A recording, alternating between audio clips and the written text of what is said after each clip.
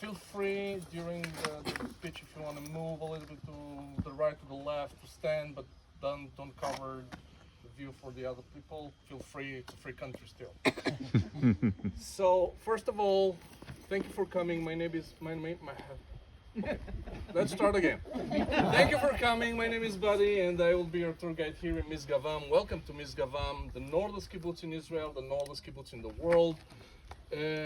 I have no idea if some of you were here before. Yes, that's great. That's wonderful. So, first of all, I want to start with an apology. I want to apologize that we are receiving you out here. Probably who was here before remembers that we were receiving all our groups inside our building. That was a nice view, air conditioner and everything. Unfortunately, three anti-tank missiles hit our building in the beginning of the war in November 2023, and we still didn't have enough time and money to rebuild it, but it's planned. So, welcome to Misgav Am, the northest kibbutz in the world. A small kibbutz, but a very important one. And when I'm saying a small kibbutz, I'm talking about this, that before October 7, here in Misgav Am were living only 350 people. From those 350 people, 100 there were students that were learning in Tel Hai College. So they were like living in the student village here. So we remained with 250, and from those 250, only 120 were actually members of the kibbutz. The rest of them were kids, residents. So it's a very, very small kibbutz. But I said also that it's a very important one, and this is not because we are rich or we have big industry or something like that.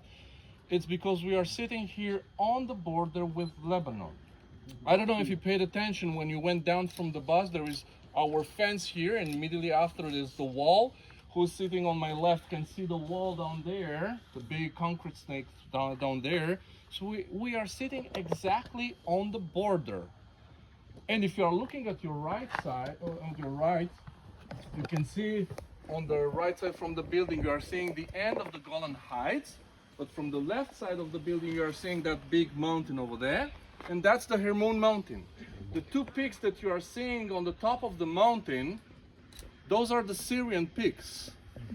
But also the IDF is present today on the Syrian peaks because all the changes that are happening in Syria, we are not sure what it will be. So the IDF is present. When I'm saying the IDF, everyone knows what I'm talking about? The Israel Defense Force? Okay. So they are present on the Syrian tops. But if you are looking down from the mountain, you are going like halfway down, you are seeing a village on the mountain. Can you see that village over there? That village is called Shuba, and it's in Lebanon. So actually, when you are looking to your right, you are seeing actually three countries. You are seeing Israel on the right, Syria on the top over there, and Lebanon on the bottom. But if you are moving with your eyes a little bit lower down there, between the American flag and that olive trees, you are seeing a hill with a big antenna, red and white, red and white. Can you see that hill down there? Okay, so surrounding that hill with the antenna, we have Metula, and that's the northest point in Israel. And everything else that you're looking 170 degrees around us, everything else, it's Lebanon. Now, for you guys, it's easy to understand that down there is Lebanon. But imagine the people that were coming before October 7, they were seeing nice houses, big villas over there. And it was very confusing to understand that we are so close one to another, and it was very difficult for me to understand and make them believe that that's actually Lebanon. So if you are looking back to Metula and you are looking north from Metula, you are seeing that valley over there, and that's called the Ayun Valley. And on the right side of the valley, you are seeing a long hill with a village that is spread all over that hill.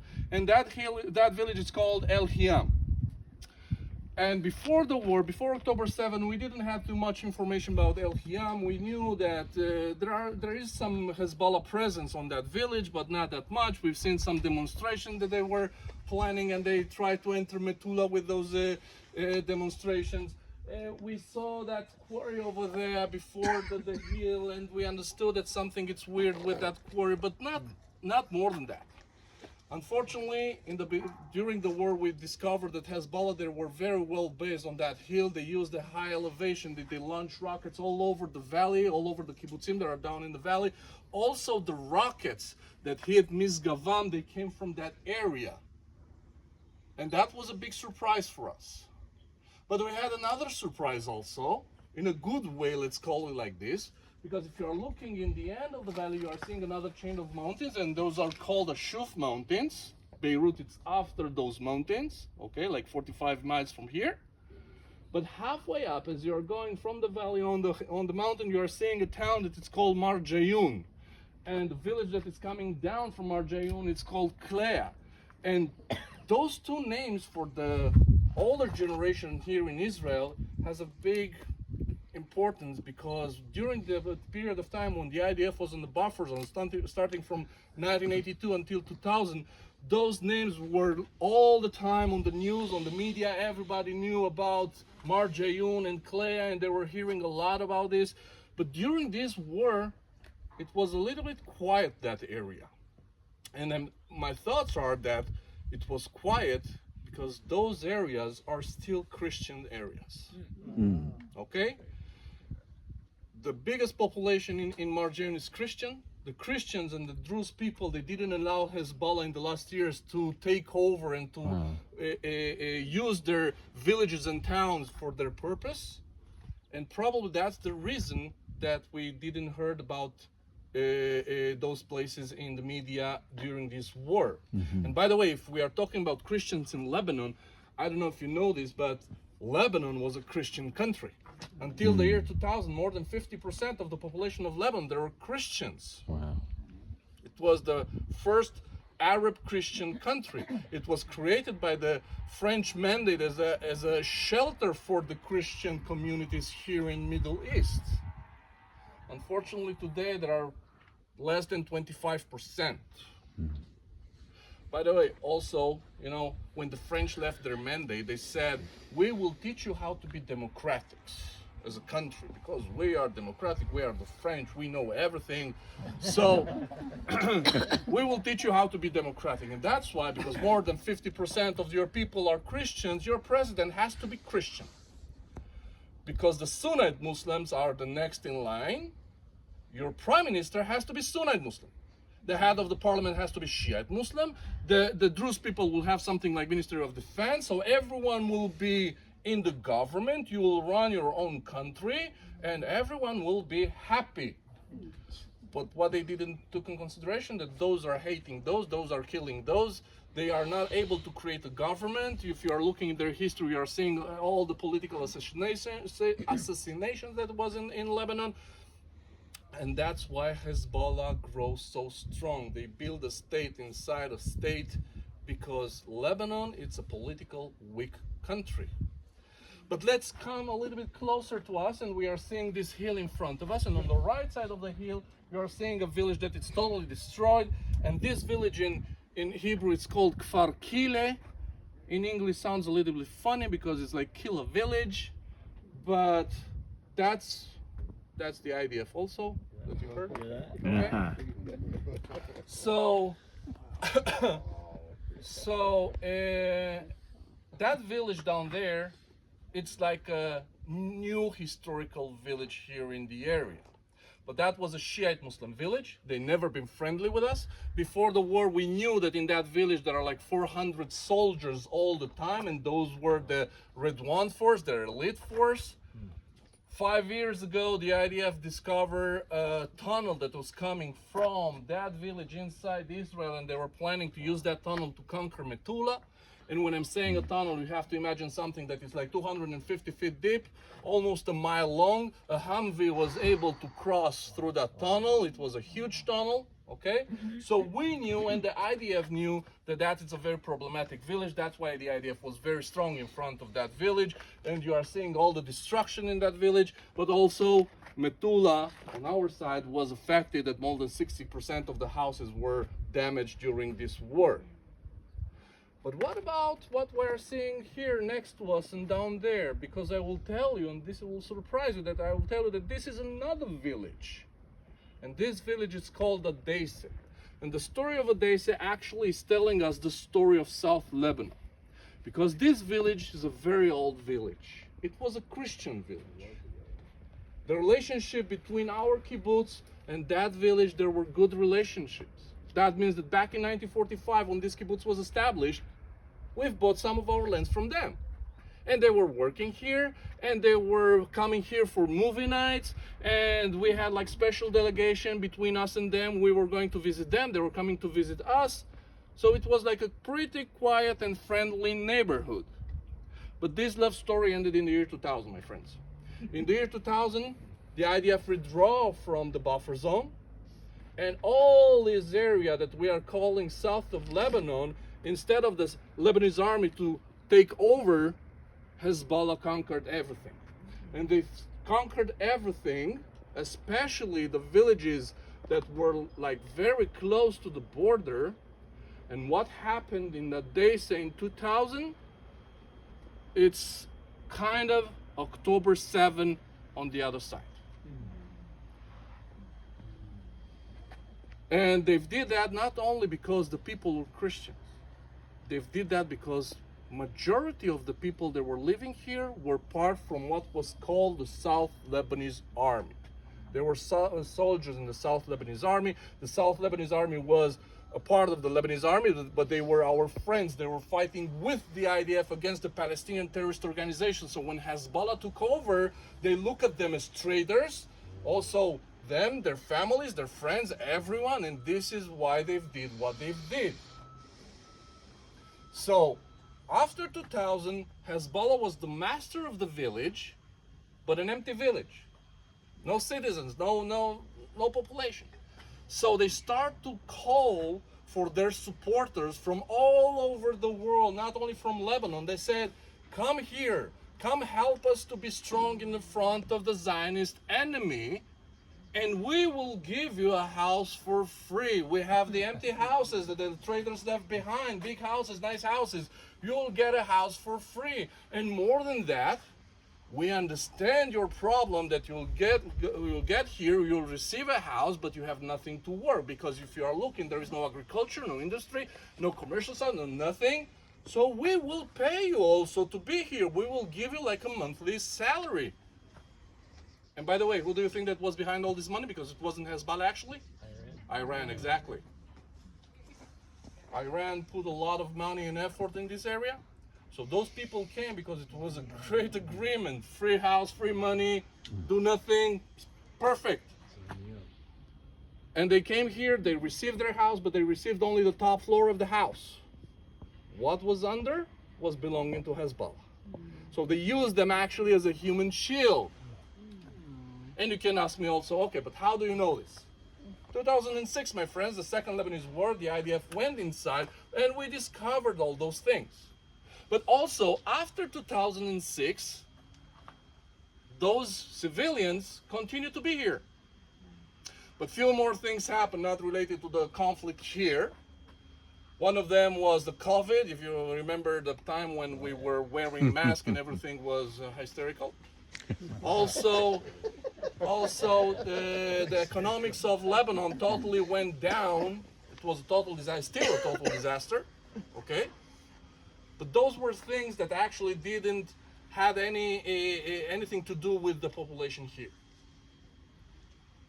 What affected them was actually the sanctions that the United States put on Iran during Trump's first time in the office. So the Iranians couldn't send more money here. It doesn't matter whose side you are and who are you voting for and what are your beliefs, everyone has to provide for their families. In the moment that they couldn't afford to provide for their families, they had to leave. So in 2020, 2021, we had here again an empty village. But Hezbollah, they still try to keep the image that the village is still a regular village. They were keeping the street lights working during the night, but inside the houses was completely dark. And the people that were coming here, they were looking on the other side, and I was asking them, please tell me, what do you see? And they were saying, nice houses, big villas, everything looks so quiet, so perfect. We don't understand what's the problem. And I was telling them back, How would you feel now if I will tell you that every house in front of you, it's a small base of Hezbollah that looks like a private house? And the people were looking at me like, huh, look, this right-wing propaganda guy is trying to sell us stories.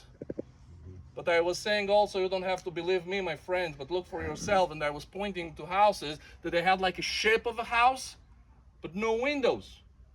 Who will build a house and the wall that it's fronting, like in front of us, no windows, no nothing? Where's the view and the airflow and everything? Who will build a house like a bunker? No one. And I was asking the people, use your phone, use your cameras, look inside the village and show me one kid.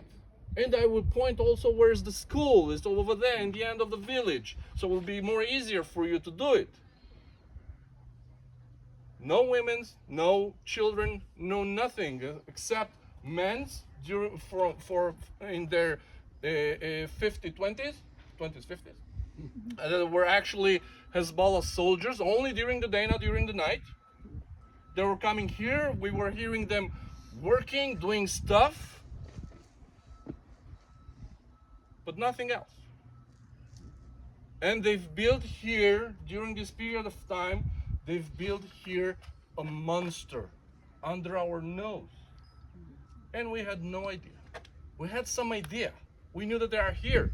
A month before the war, I heard an excavator that was on the other side of the wall, and they were cleaning the bushes on the other side of the wall. They were putting a guy inside a bucket. They were raising him above the wall, and he was taking picture of us. That was a month before the war. So we knew that they are here. But we had no idea about the monster that they've built underground. True. We are Hezbollah soldiers. But this is my house. Those are my lands. You, as a big united nation, you have to respect and protect my human right and let me live on my own house. And that's the end of story. This is how Hezbollah, not that they stayed here after 2006, they were able to build that monster.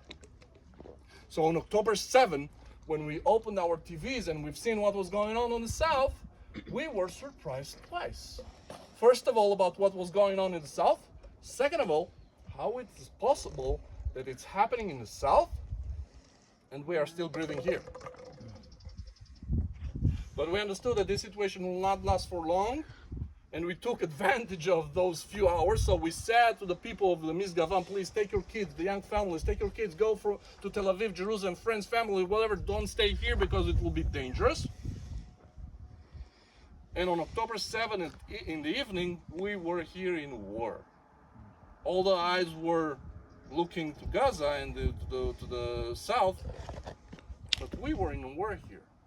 We had rockets, we had shooting, we had drones, we had everything. We had like small groups that were trying to infiltrate. And after that, the government said, you know, you have to evacuate. All the people that are living 1 to 3 miles from the border, you have to evacuate. And I went to the people and I said, you have to evacuate. Look what's going on. The government is saying. And most of them, they understood. But where was the problem? The older generation. When I came to them and I said, look, we have to evacuate, they looked back at me and they said, kid, what are you talking about? We've been here since 1945. We've been here during wars. We've been here during terrorist attacks. We've been here during years and years of rockets. Do you think that we will live? No way. And I said, you're right. You've been through all those things. But you never experienced an invasion that you saw on the south. And trust me, here in the north, they have like a bigger and stronger power to do it. And you don't have safe rooms in your houses. We have bomb shelters, like community bomb shelters, but no safe rooms in our houses. So what you'll do?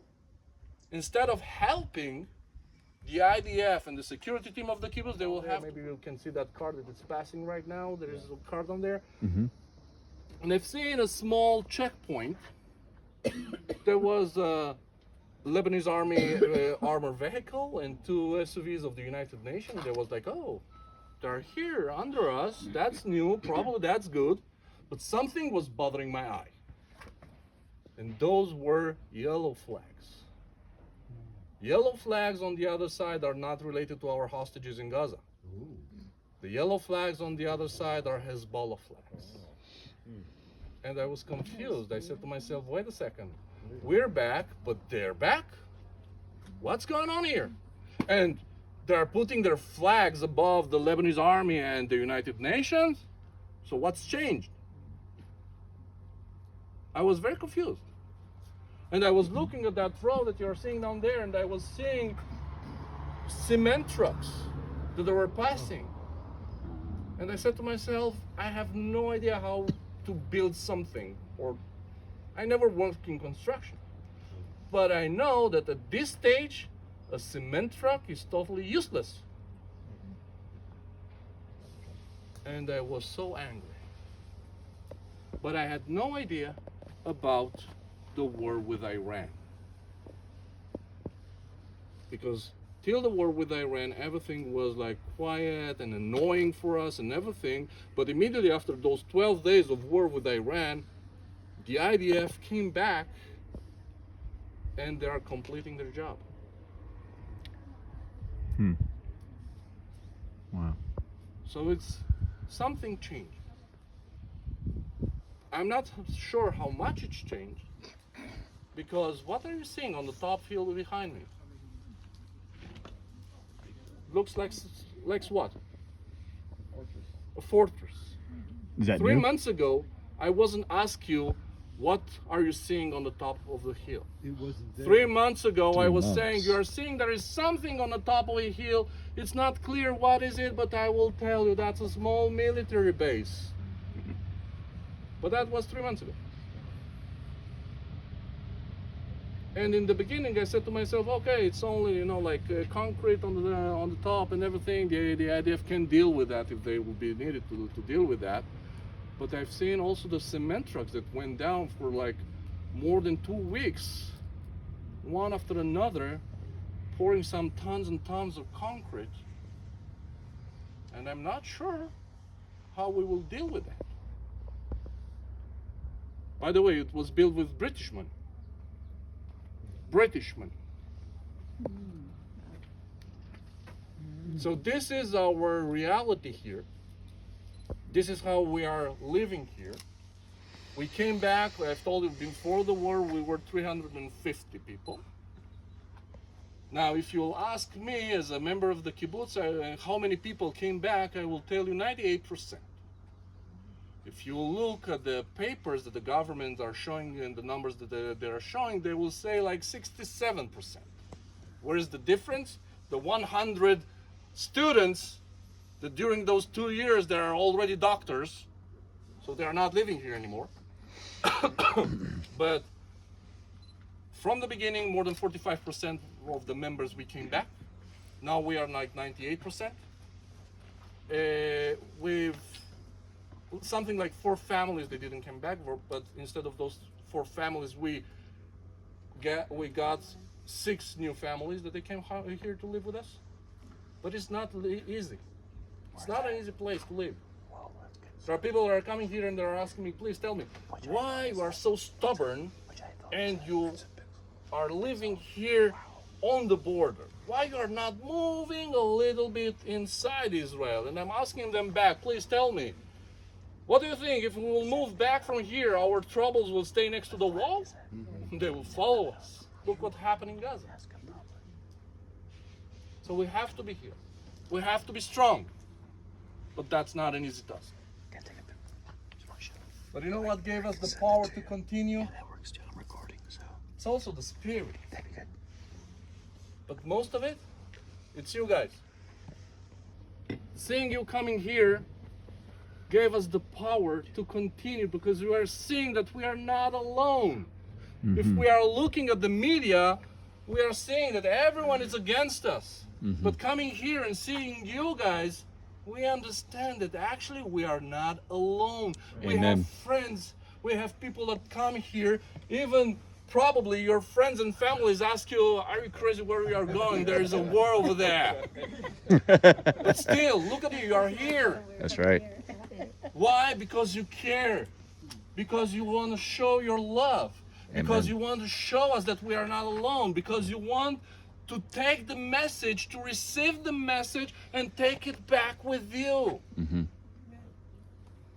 And for those things, my friends, thank you. Thank you so much. Mm-hmm. Because every day the people of the kibbutz are asking me, I'm the only one that is seeing, or like almost the only one, but they are asking me, please tell me, there were people today? People came today? Mm. So thank you for that, my friends. Thank you for coming. Thank you for being willing to take the message back with you. And thank you for having the power to listen to me like 45 minutes Of course. to deal with my broken English. Thank you. If you have any questions, I will be happy to answer. And I expect for a very special question. Yes, There was a bunch of smoke earlier over there. Was it the IDF? probably. Okay. Great. I can't tell from here, but you said there were Christian villages over there. Yes. Have they all been destroyed? No. Like these? No. Are there still people there? Yes. They are not allowed to come back in those villages that are here. The area that is between that road and the wall is supposed to be an empty area. The idea of not allowing anyone to enter in that area. Okay. You can see vehicles driving. You are seeing vehicles Yeah. on the road. That's like the limit. There was a road that was going next to the wall, and that was the main road. It's a road that is coming from that city over there, from Arjayun, going to south to Bin Shbel, another big city. So it was like the main road. Today that road doesn't exist anymore, so they had this alternative, so they are using this road from here. Just a second. Oh yeah, good. So, what is the real difference, if there is one, between the United Nations and Hezbollah? Yeah. What's the difference? I will tell you what's the difference. This will be good. The one of them are active, the other one is passive. Yeah. Same intentions. That's why I'm calling them sometimes United Nothing. I will tell you another thing. If you'll stay here for the evening, suddenly you will hear prayers, Muslim prayers. Are you seeing any mosques here? No. But those prayers are coming from the United base here, United Nation base here next to us. Because all their Wow. soldiers on the other side are coming from Muslim countries. The United Nations that are here in Israel, they are coming from Europe, probably some India, Christians, most of them, but not on the other side. Because when they were in the other side, also here and also in Syria, they were attacked.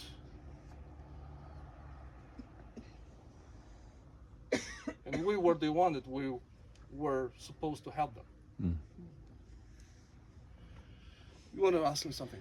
Yeah. So these buildings right here Yes. that are destroyed. When did the IDF do that? Okay. So the order was when the IDF received the order to enter, Yeah. they said you are entering inside the villages, you are checking every house, Mm-hmm. and every house that you will find something that relates that house to Hezbollah, that house is supposed to be destroyed. Okay. Most of the houses were destroyed with excavators and D9s. Okay. Some of them also rockets, but Air Force. Okay. But most of them, tractors. Okay. That's why you are seeing that there are still houses standing, because there were some that weren't actually involved. None. Wow. Where did the tunnel come through? Do they know? Or did it come out? The big bunker? Oh, You said there was a mile long. There was over there, he has like two exits. One was coming in this direction, the other one was coming in that direction. They were supposed to use that tunnel to conquer Misgav Am, and the other Margaliot that's here next to us. They weren't done though. They wanted this land. Yeah. And again, not because we are beautiful and rich, it's because whoever owns and sits on this mountain has the military advantage. Mm-hmm. That's why I'm saying that we are not We are small but important. Mhm. They found pictures with our building here.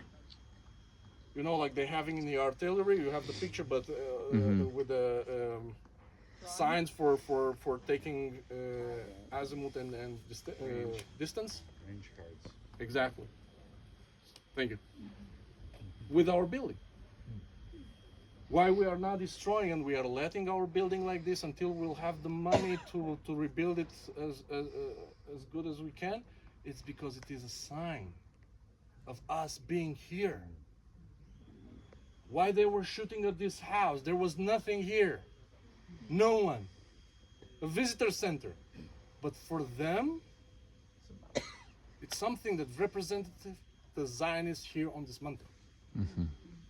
Yes, sir. Wasn't it, I heard the plan that the October 7th attack was supposed to be coordinated between the North Yeah, and the why South? did It's Is they that attack true? this or- question. It's over my pay grade. What do you think in your guesstimate? Your I opinion? think, and I know that Sinwar in the South had a big ego, and actually all the plan was Hezbollah's plan, Nasrallah's baby. Let's call it like this. He was trying to do this from 2006 to plan it very detailed because he had the patience. He was a smart guy. But Sinwar stole the idea and did it the way that he did. There are some people that will say, me included, that somehow Sinwar did this before Hezbollah approved it, or they start to do it. Hezbollah seen the atrocities that Hamas did in the south, and they said this is not like the way that we wanted to be seen by the world, because in the before previous the war, Hezbollah were trying to look as a political party. They were trying to show the world that look, we are not anymore a terrorist organization. We are fighting for liberation of Lebanon. We are fighting for liberation of our lands that the occupiers have in Palestine. But we are not terrorists. We are not attacking civilians. We are not attacking. We are attacking only military bases, soldiers, or things like that. This was their policy previous the war. So maybe this is also something that come in. But again, our only speculation. If you ask me, that was a miracle because they were here. They were prepared. And with 900 soldiers, they were able not only to conquer, they were able to destroy us. Because on October 7 in the morning, we'd had here only 3 soldiers with us. Wow.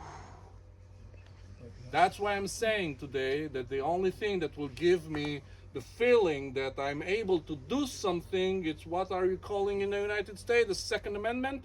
Right. Mhm. Yeah. This is the only thing.